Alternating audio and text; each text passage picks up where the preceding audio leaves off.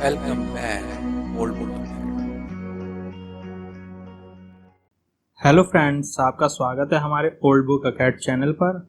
और आज हम सामाजिक अध्ययन 6 क्लास का अध्याय 10 डिस्कस करने वाले हैं, जिसका नाम है व्यापारी, राजा और तीर्थयात्री।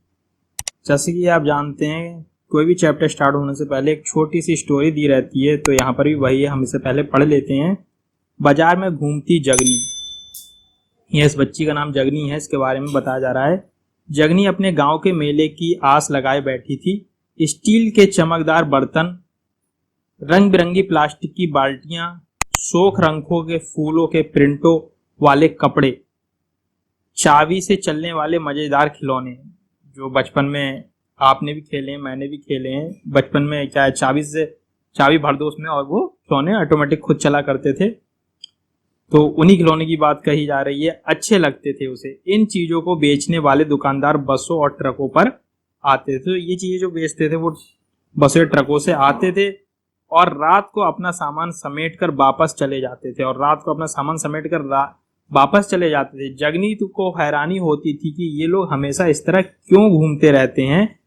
उसकी माँ ने बताया कि वे लोग व्यापारी थे। वे चीजों को उन जगहों से खरीदते थे जहां वे बनाए जाते थे और फिर उन्हें मेलों में बेच देते थे। अब उसके दिमाग में ये सवाल चल रहा है। चलिए अब आगे हम देखते हैं। व्यापार और व्यापारियों के बारे में जानकारी। तो यहाँ पे व्यापार और व्यापारियों के बारे में जानकारी है कुछ। अध्याय 9 में तुमने उत्तर के काले पालिश वाले बर्तनों के बारे में पढ़ा है, जिन्हें हम धूसर पात्र के नाम से जानते थे। ठीक है, वही बात कही जा रही है यहाँ पे। ये खूबसूरत बर्तन, खास तौर से इनकी कटोरियां तथा थालियां, उपमहाद्वीप के अनेक पुरास्थलों से मिले हैं। सवाल उठता है कि इन जगहों पर ये बर्तन कैसे पहुंचे होंगे। ऐसा अनुमान लगाया जाता है कि जहां ये बनते हैं वहां से व्यापारी इन्हें ले जाकर अलग अलग जगहों पर बेचते थे। तो ये एक विशेष खास तरह की जगहों पर बनाए जाते हैं, फिर इन्हें व्यापारी लोग वहां से सस्ते दामों में खरीद कर और जगह ले जाकर इन्हें महंगे दामों में बेचते हैं। आज भी ऐसा ही होता है कि जहां प्रोडक्शन होता है, जहां उन वस्तुओं को बनाया जाता है, वहां से वो लोग खरीद के लाते हैं और फिर वो फुटकर मार्केट में उसे बेचते हैं। दक्षिण भारत सोना, मसाले, खास तौर के काली मिर्च तथा कीमती पत्थरों के लिए प्रसिद्ध था। तो दक्षिण भारत किसके लिए प्रसिद्ध था? मसाले, खास तौर के काली मिर्च, कीमती पत्थरों के लिए प्रसिद्ध था। काली मिर्च की रोमन साम्राज्य में इतनी मांग थी कि इसे काले सोने के नाम से बुलाते थे। तो ये इंपोर्टेंट है। व्यापारी इस सामानों को समुद्री जहाजों और सड़कों के रास्ते रोम पहुंचाते थे। दक्षिण भारत में ऐसे अनेक रोमन सोने के सिक्के मिले हैं। इससे यह अंदाजा लगाया जा सकता है कि उन दिनों रोम के साथ बहुत अच्छा व्यापार चल रहा था। तो जो सोने के सिक्के हमें रोम के मिले, उससे यह अंदाजा लगाया जा रहा है कि उस समय रोम से बहुत अच्छा व्यापार चलता था। व्यापारियों ने कई समुद्री रास्ते खोज निकाले। इनमें से कुछ समुद्र के किनारे चलते थे, अरब सागर और बंगाल की खाड़ी पार करते थे। नाविक मानसूनी हवा का फायदा उठाकर अपनी यात्रा जल्दी पूरी कर लेते थे। मानसून भौगोलिक ज्ञान भी था इसका मतलब, जिससे वो पता लगा लिया करते थे हवा किधर की चलने वाली है, तो उसी दौरान वो सफर को ज्यादा करना पसंद करते थे। अफ्रीका या अरब के पूर्वी तट से इस उपमहाद्वीप के पश्चिमी तट पर पहुंचना चाहते थे। वो लोग अफ्रीका या अरब के पूर्वी तट से इस महाद्वीप के पश्चिमी तट पर पहुंचना चाहते थे, और इसके लिए वो दक्षिणी मानसून के साथ चलना पसंद करते थे। इन लंबी यात्राओं के लिए मजबूत जहाजों का निर्माण किया जाता था। तो वो जहाजों का, बड़े बड़े जहाजों का भी प्रयोग करने लगे थे। मतलब जहाज भी बनाए जाने लगे थे जिनसे वे समुद्री मार्गों से, जल मार्गों से यात्रा करते थे। समुद्र तटों से लगे राज्य पढ़ लेते हैं। इस उपमहाद्वीप के दक्षिणी भाग में बड़ा तटीय प्रदेश है। इनमें बहुत से पहाड़, पठार और नदियों के मैदानी इलाकों में कावेरी का मैदान सबसे उपजाऊ है। तो सबसे उपजाऊ मैदान कौन सा था? कावेरी का। ठीक है, ये याद रखने वाली बात है। मैदानी इलाकों तथा तटीय इलाकों के सरदारों और राजाओं के पास धीरे धीरे काफी संपत्ति और शक्ति हो गई। यहाँ कहा जा रहा है, संगम कविताओं में मुवेदार की चर्चा मिलती है। यह एक तमिल शब्द है। तो मुवेदार जो हैगा एक तमिल शब्द है। तो यहाँ पे मुवेदार की चर्चा की जा रही है। मुवेदार आप पढ़ चुके हो प्रीवियस लेसन में। कौन होते थे, किन्हें कहते थे? 3 शासक परिवार के लिए ये शब्द प्रयोग किया जाता था। और ये 3 शासक कौन थे? चोल, चेर और पांड्य थे। जो मुवेदर जो शब्द यूज करा गया है उन 3 शासक परिवार के लिए किया गया है। और ये तमिल शब्द से बना है जिसका अर्थ है 3 मुखिया। यहाँ पे देखो कहा भी जा रहा है जिसका अर्थ है 3 मुखिया। इसका प्रयोग 3 शासक परिवारों के लिए किया गया है। यहाँ पे देखो ये दे भी दिया इन्होंने, मैंने ऊपर आपको बताया।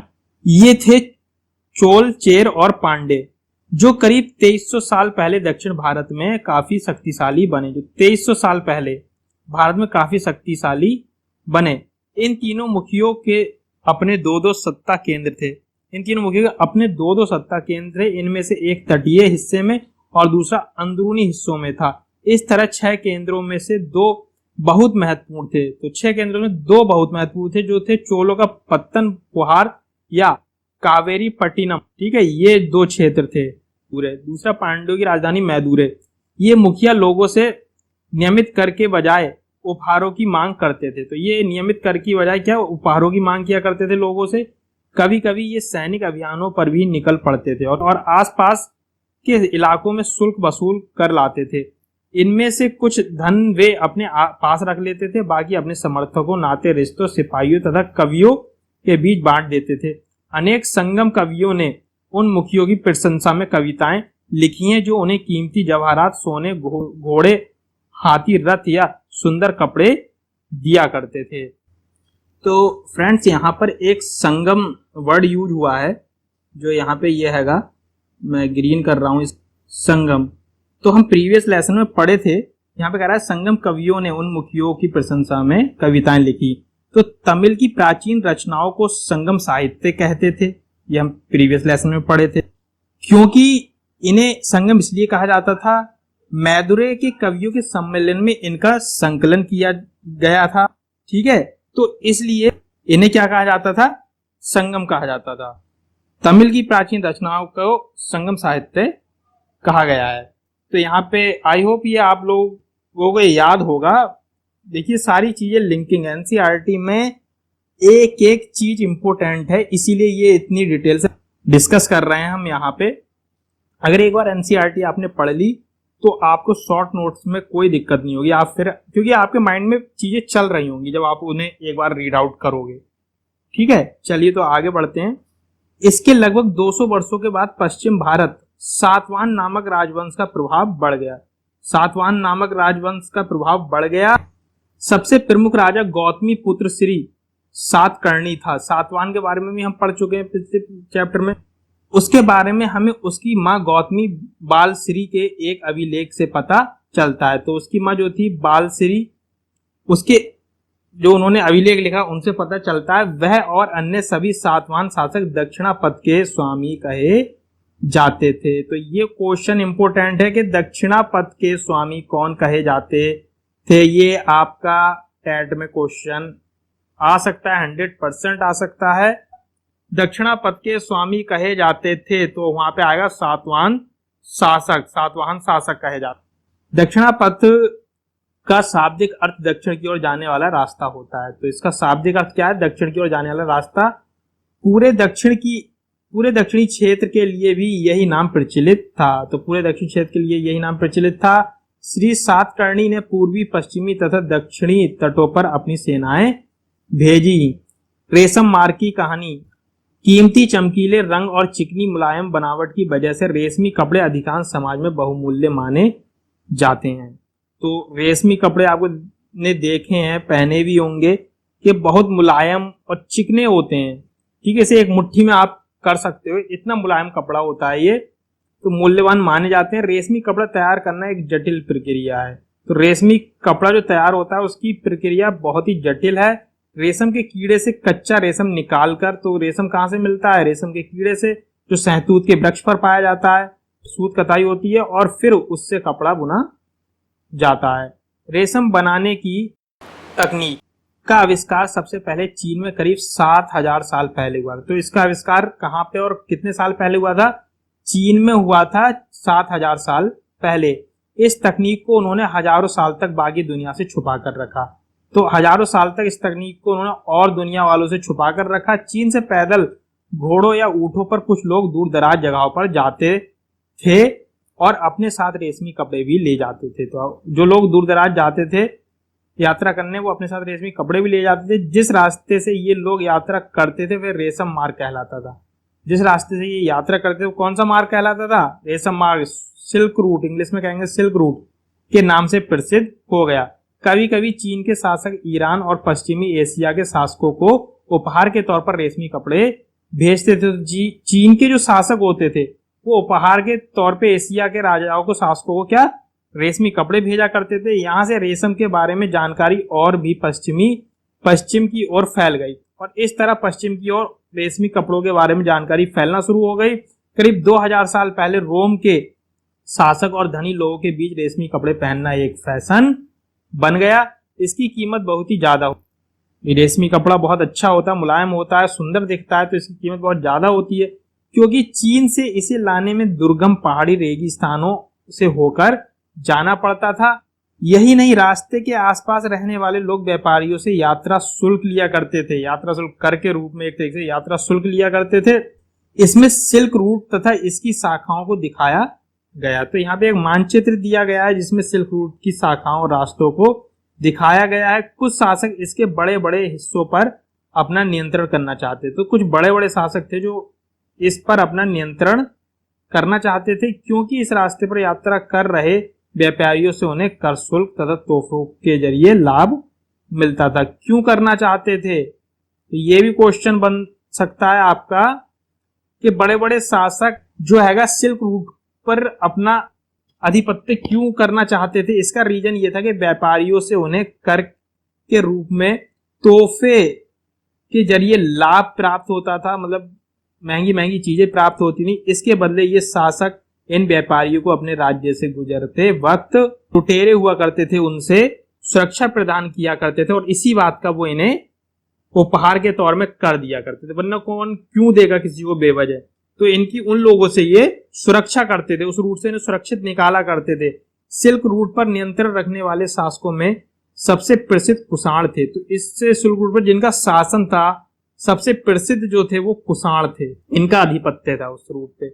करीब 2000 साल पहले मध्य एशिया तथा पश्चिमोत्तर भारत पर इनका शासन था। तो कितने 2000 साल पहले पश्चिमोत्तर भारत पर इनका शासन था।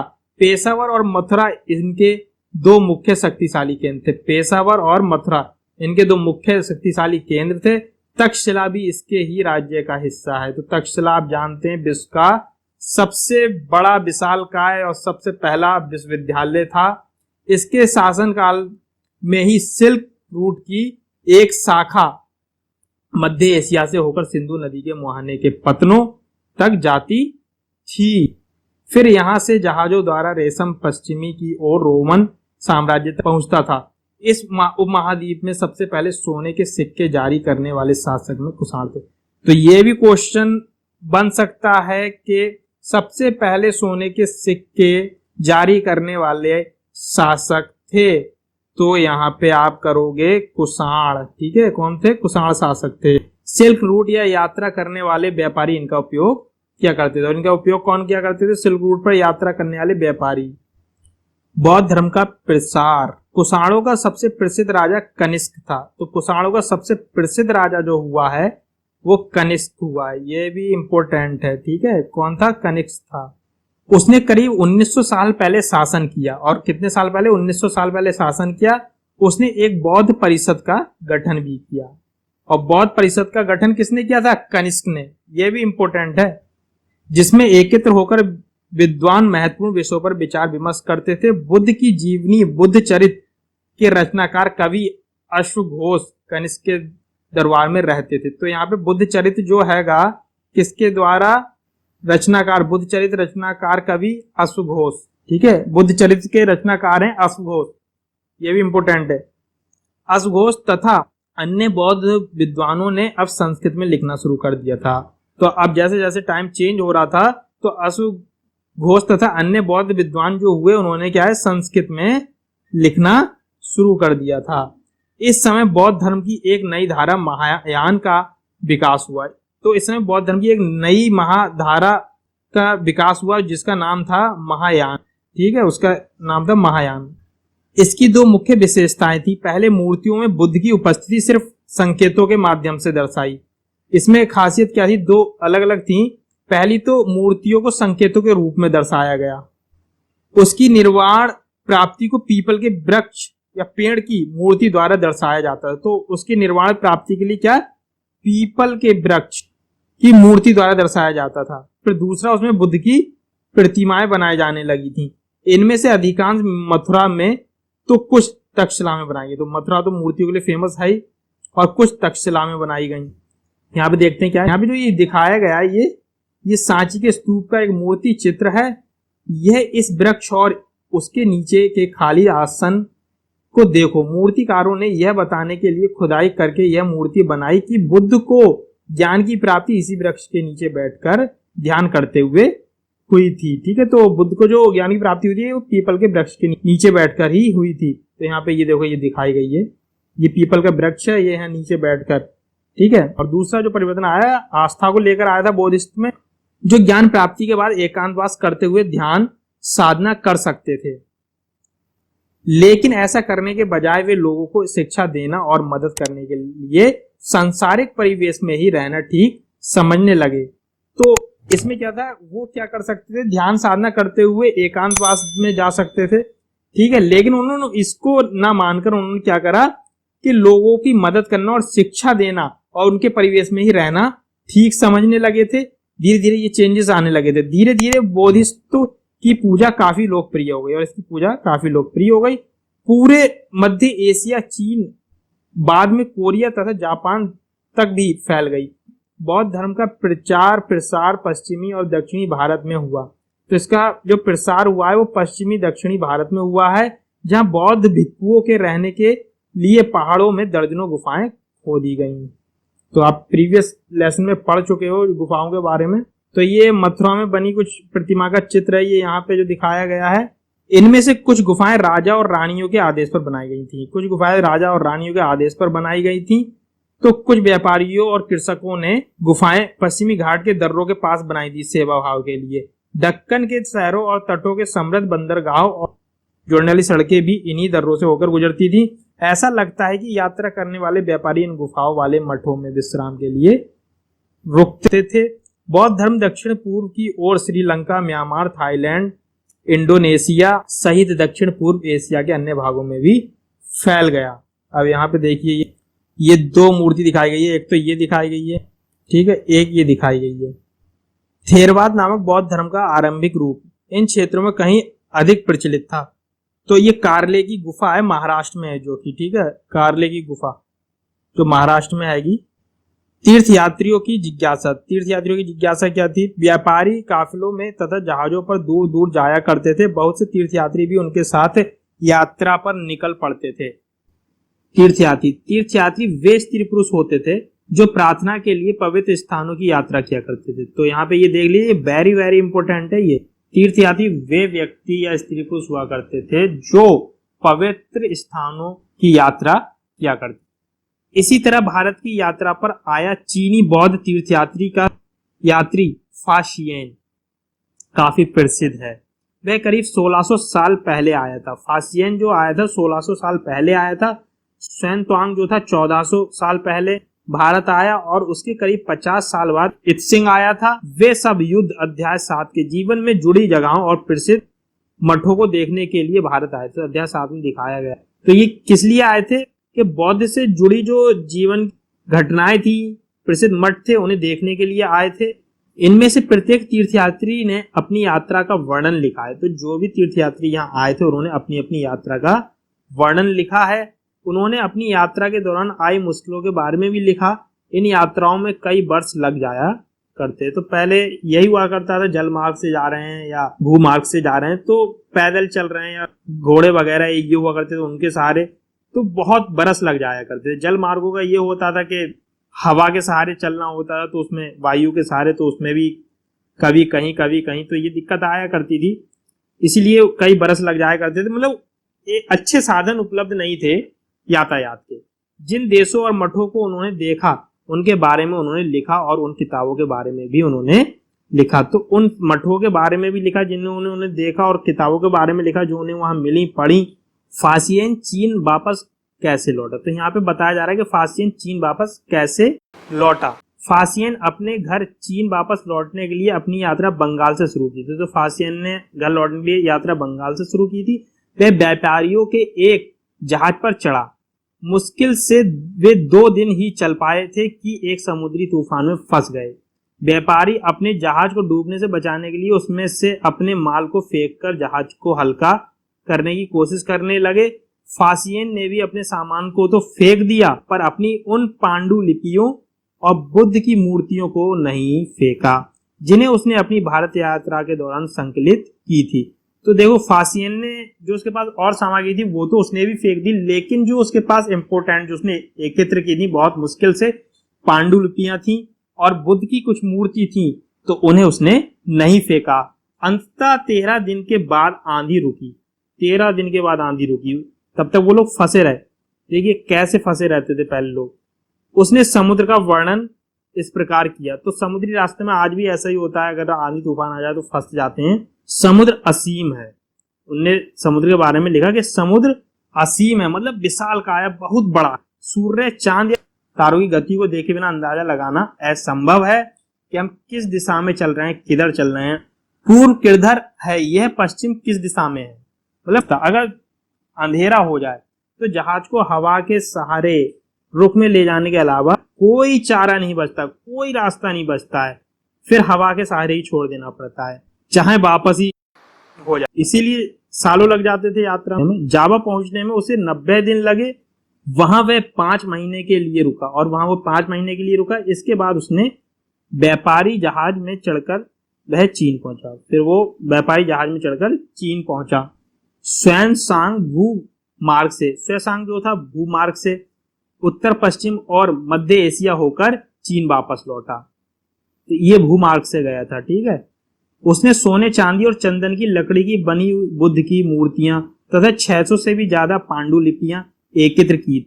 इन्हें वह 20 घोड़ों पर लाद कर ले गया, पर इसमें से 50 पांडुलिपियां उस समय खो गईं जब सिंधु नदी पार करते हुए उसकी नाव उलट। अपने जीवन का बाकी हिस्सा उसने बची हुई पांडुलिपियों का संस्कृत से चीनी अनुवाद करने में लगा दिया। नालंदा शिक्षा का एक विशिष्ट केंद्र।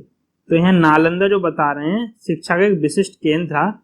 स्वैनसांग तथा अन्य तीर्थयात्रियों ने उस समय के सबसे प्रसिद्ध बौद्ध विद्या केंद्र नालंदा, जो कि बिहार में है, नालंदा कहाँ पे है, बिहार में है, अध्ययन किया। उसने नालंदा के बारे में इस प्रकार लिखा है, क्या लिखा है देख लेते हैं। यहाँ के शिक्षक योग्यता तथा बुद्धि में सबसे आगे, बुद्ध के उपदेशों का वह पूरी ईमानदारी से पालन करते हैं। मठ के नियम काफी सख्त हैं और मठ के नियम काफी सख्त हैं जिन्हें सबको मानना पड़ता है। पूरे दिन वाद विवाद चलते ही रहते हैं जिससे युवा और वृद्ध दोनों एक दूसरे की मदद करते हैं। विभिन्न शहरों से विद्वान लोग अपनी शंकाएं दूर करने यहाँ आते हैं। नए आवागंतुकों से पहले द्वारपाल ही कठिन प्रश्न पूछते हैं। तो जो नए आवागंतुक, कहने का मतलब जो नए लोग आते हैं वहाँ, तो सबसे पहले प्रवेश करने से पहले जो वहाँ द्वारपालक होते हैं वही इतने कठिन प्रश्न पूछ लेते हैं कि 10 में से 8 लोग वहीं रुक जाते हैं। उन्हें अंदर जाने की अनुमति तभी मिलती है जब वे द्वारपाल को सही उत्तर दे पाते हैं। 10 में से 7-8 सही उत्तर नहीं दे पाते। भक्ति की शुरुआत, इससे पहले हम ये पढ़ लेते हैं जो इधर दिया है। बारहा के रूप में विष्णु ऐरण, मध्य प्रदेश की यह शानदार मूर्ति विष्णु के 12 रूप की है। तो यहाँ पे एक ये दिखाया गया जो विष्णु का 12 रूप है। पुराणों के अनुसार जल में डूबी पृथ्वी को बचाने के लिए विष्णु ने 12 रूप धारण किया था। तो ये किस लिए करा था 12 रूप धारण? पृथ्वी को बचाने के लिए। क्या था, यहाँ पृथ्वी को एक स्त्री के रूप में दर्शाया। तो पृथ्वी को एक स्त्री के रूप में दर्शाया, ये नीचे देखेंगे हम चित्र। चलिए भक्ति की शुरुआत देख लेते हैं। इन्हीं दिनों देवी देवताओं की पूजा का चलन भी शुरू हुआ। बाद में हिंदू धर्म की यह प्रमुख पहचान बन गई और ये हिंदू धर्म की प्रमुख पहचान है। आप जानते हो देवी देवताओं की पूजा करते हैं हिंदू धर्म में। इनमें शिव, विष्णु, दुर्गा जैसे देवी देवता शामिल। इन देवी देवताओं की पूजा भक्ति परंपरा के माध्यम से की जाती थी।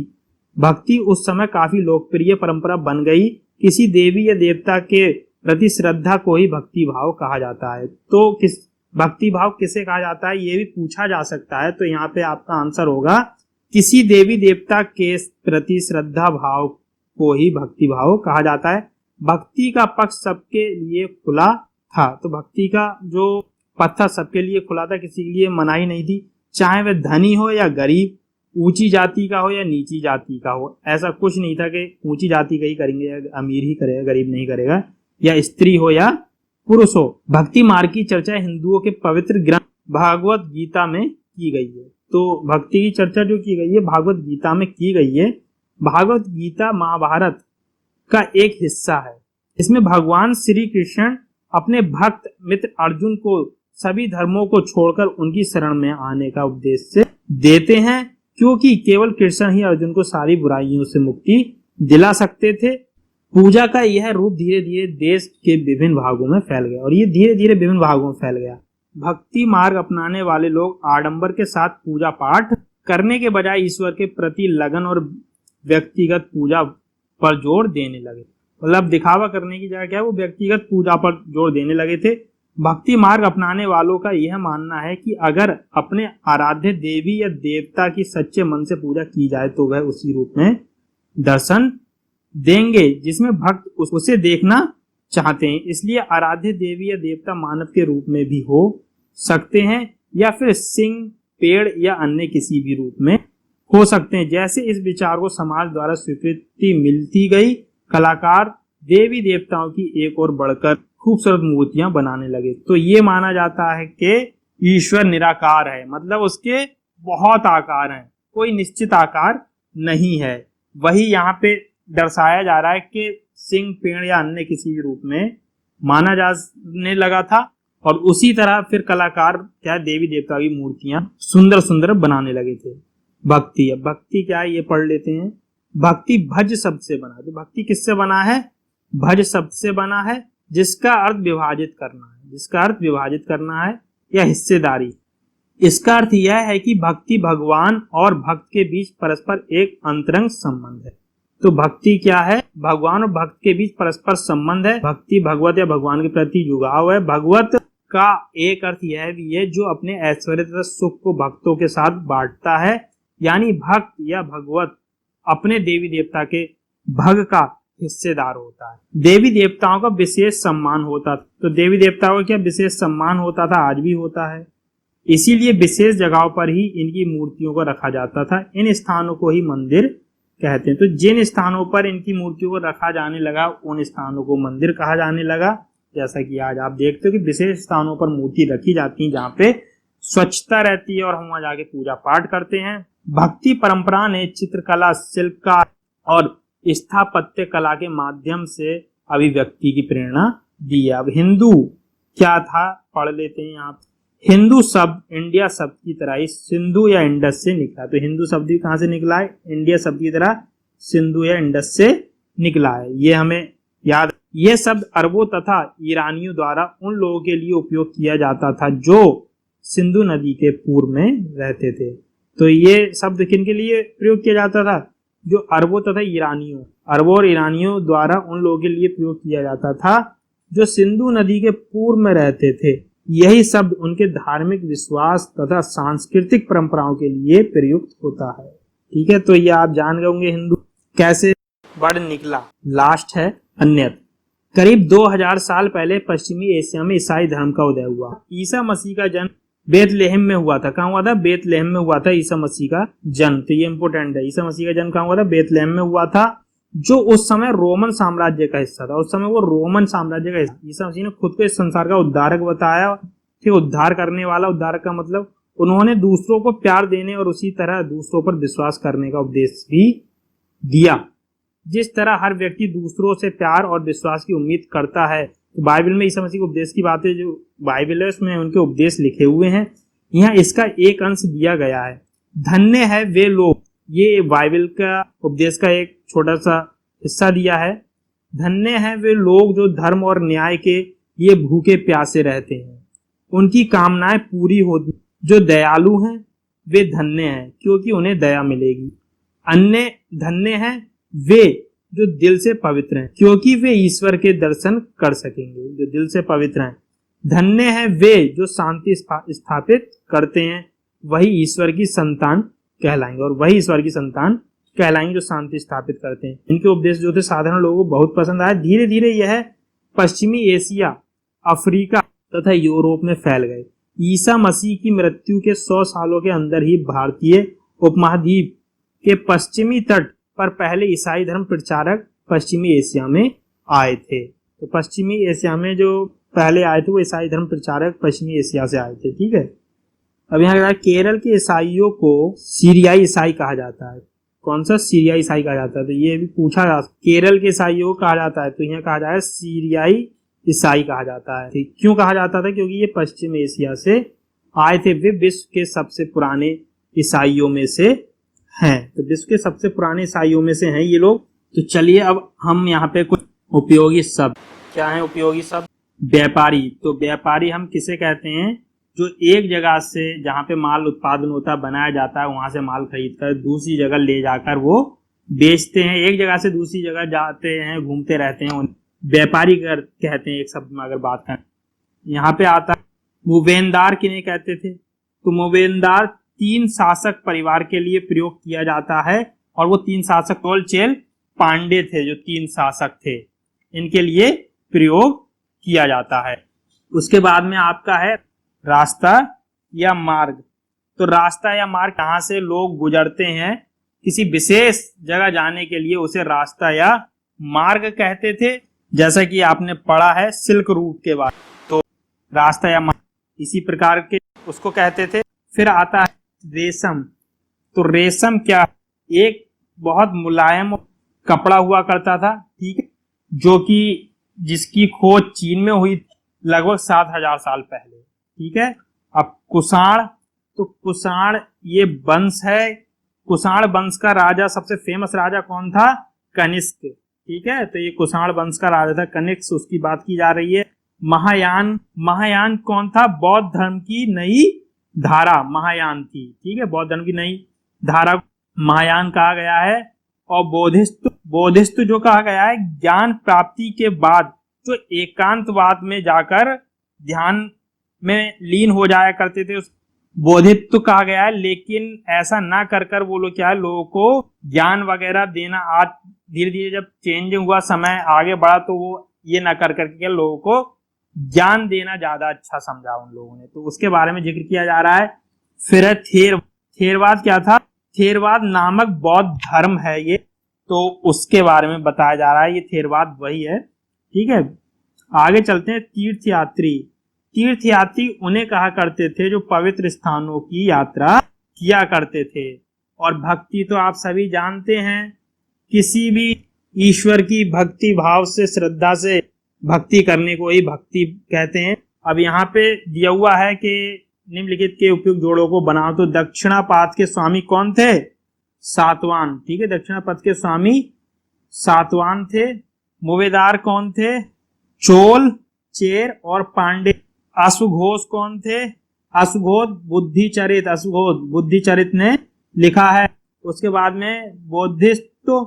तो बौद्धिस्त्व को तो हम जानते ही, महायान बौद्ध धर्म ये हो गया।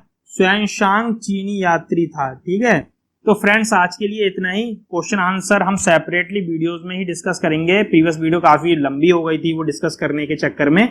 तो आई होप आपको ये वीडियो पसंद आई होगी, और जाने से पहले प्लीज लाइक सब्सक्राइब जरूर कर दीजिएगा, और अपने फ्रेंड्स के साथ भी शेयर कर दीजिएगा इस वीडियो को। आपको अगर इसकी नोटेशन पीडीएफ चाहिए तो आप मेरे टेलीग्राम चैनल को ज्वाइन कर सकते हैं। वहां पे मैं इसकी पीडीएफ डाल देता हूं, और लिंक डिस्क्रिप्शन में मैं दे दूंगा, तो आप वहां पे जाकर के ज्वाइन कर लीजिएगा। और वहां आई होप कि आपको पसंद आई होगी वीडियो। आज के लिए इतना ही। Thanks for watching. Thank you for watching my channel, and please like, subscribe and share.